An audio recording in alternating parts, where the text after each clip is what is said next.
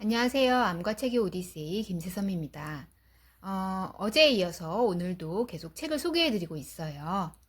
이어서 인상 깊었던 문장들 계속 좀 알려드릴게요. Fly me to the moon. 네, 죽음을 공부하는 중입니다. 에서 인상적인 대목들 말씀해 주시고 계십니다. 계속해 주시죠. 네.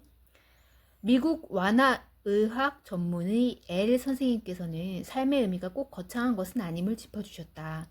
죽음을 앞두고 있더라도 붉은 노을을 볼 수 있는 것, 가족과의 의미 있는 대화, 유머, 누군가 자신을 찾아와 주는 것, 맛있는 음식을 맛볼 수 있는 것, 모두 짧은 순간이지만 삶의 의미가 될 수 있다.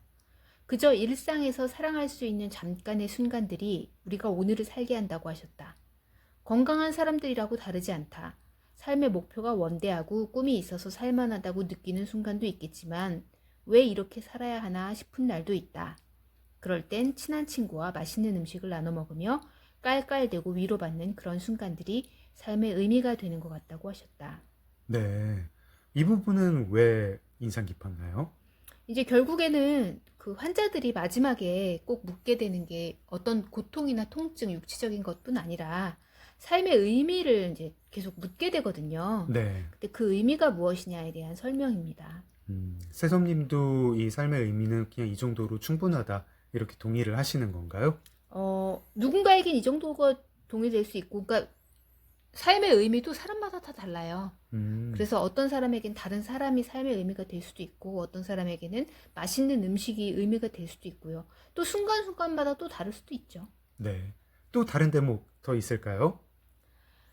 읽어볼게요. 네, 누군가와 연결되어 있다는 느낌, 내 곁을 지켜줄 누군가가 있다는 믿음은 생애 말 정신 건강뿐만 아니라 신체 건강, 기대 수명, 기억력, 치매의 정도, 삶의 질을 포함한 모든 것에 큰 영향을 미친다. 결국 관계가 가장 중요하다. 내가 가치 있는 존재라는 걸 느끼게 해줄 수 있기 때문이다. 연결 대상은 꼭 가족이나 친한 사람일 필요도 없고 굳이 사람일 필요도 없다. 그 대상은 신이 될 수도 있고 반려동물이 될 수도 있고 의료진이 될 수도 있다. 마지막까지 다른 생명에게 친절을 베풀고 나와 남을 애틋하게 여기고 나와 연결된 사람들이 나를 좋은 사람으로 기억해 주는 것. 사랑하는 사람들과 함께 삶의 마지막을 보내는 것. 더 나아가 남겨질 후손과 다른 생명을 위해 내가 머물다 가는 이 세상을 보다 나은 세상으로 만들려고 노력하는 것이 그러한 관계를 단단하게 한다. 네. 이 대목 꼽은 이유도 말씀해 주시죠.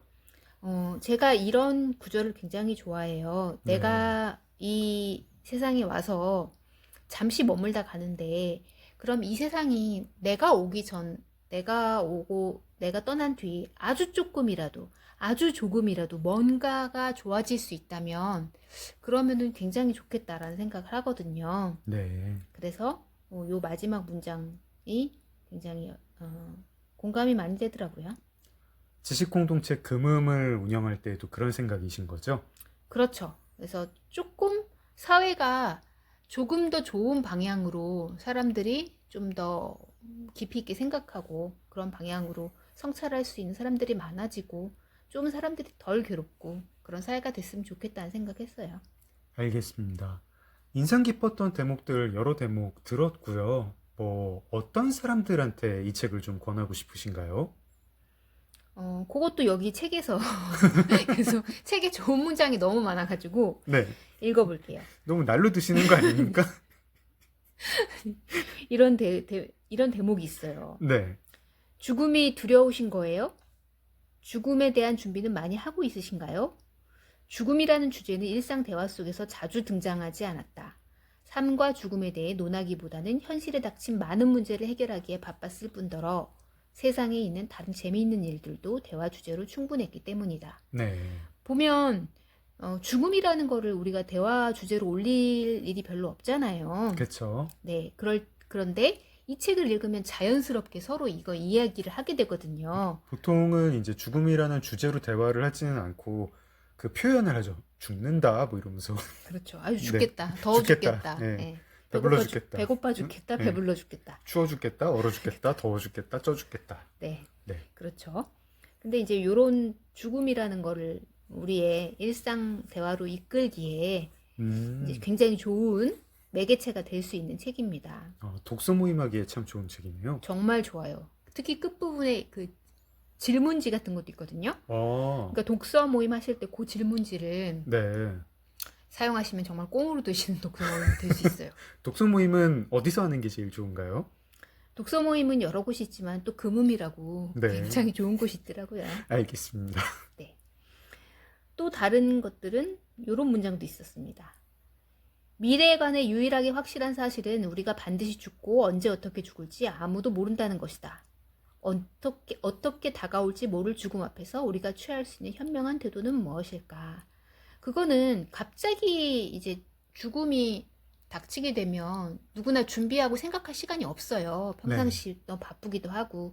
그러니까 이 책을 읽으면서 좀 짬을 내서 죽음이라는 거에 대해서 생각해 보면 좋겠다라는 생각에서 요 문구를 가져와 봤고요. 네. 또 하나 마지막으로 갖고 온 것도 있어요.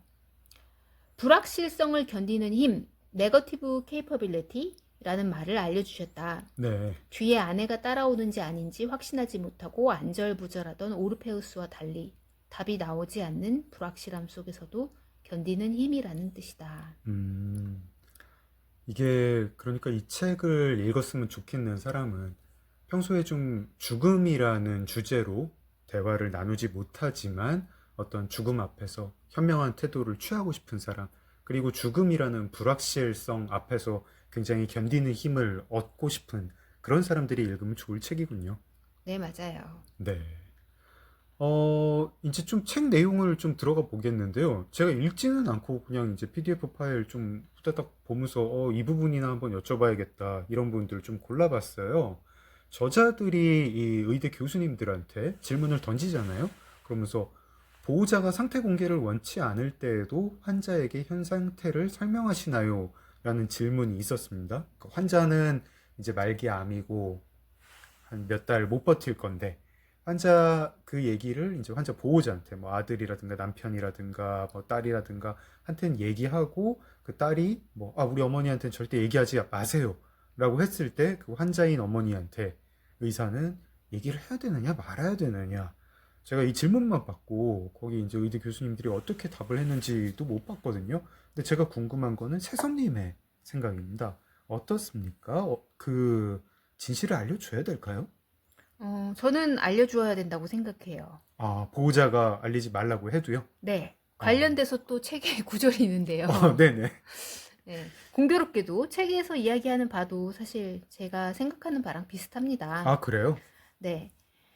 가정의학과 K 교수님은 환자가 실현 가능한 희망을 품을 수 있도록 돕는 것이 중요하다고 하셨다. 네. 거짓 희망 대신 환자가 후회 없이 삶을 정리하고 지금의 시간을 충분히 누릴 수 있도록 돕는 것이 진정으로 환자를 위하는 길이다라고 하셨고요. 가족이 알리지 말라 그래도 알려야 네. 된다.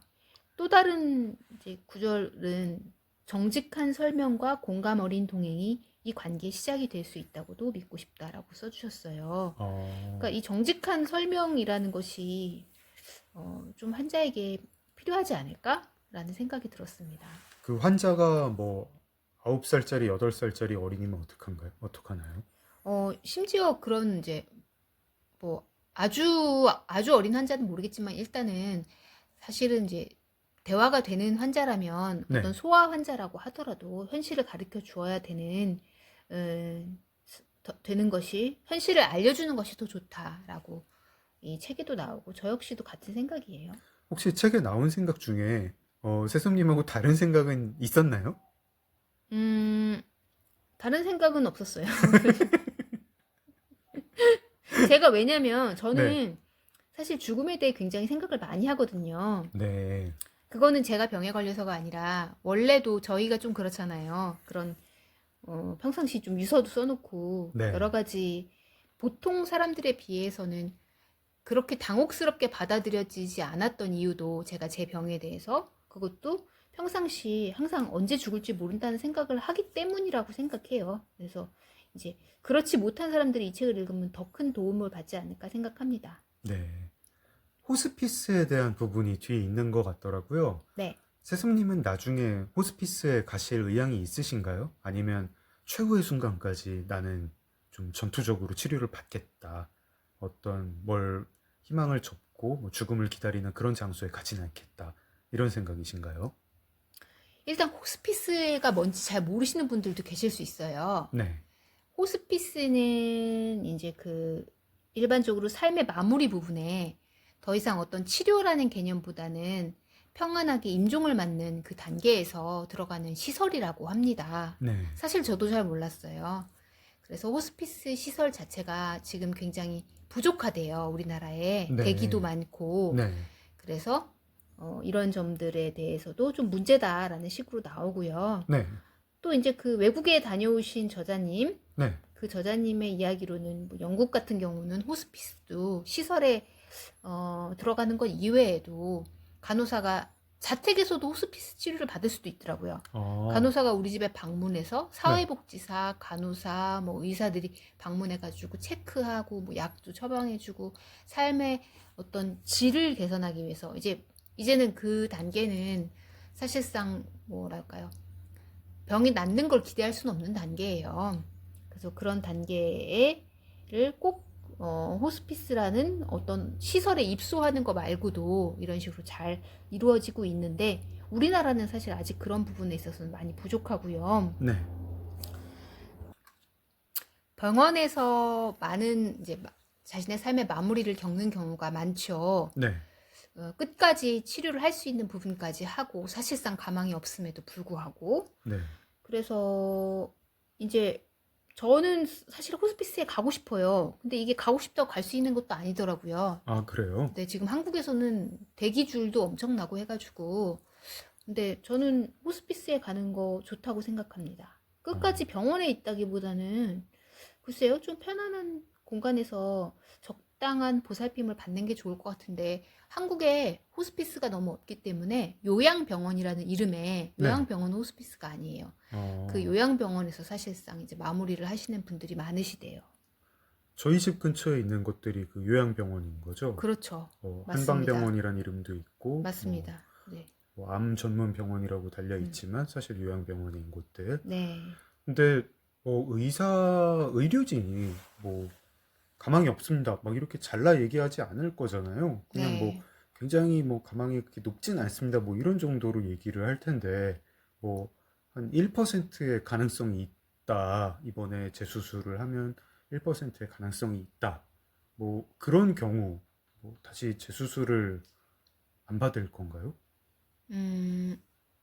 재수술 1%의 가능성은 좀 낮은 것 같고요. 네. 그걸 통해서 또 제가 잃을 수 있는 거, 얻을 수 있는 걸 또 잘 생각해 봐야겠죠.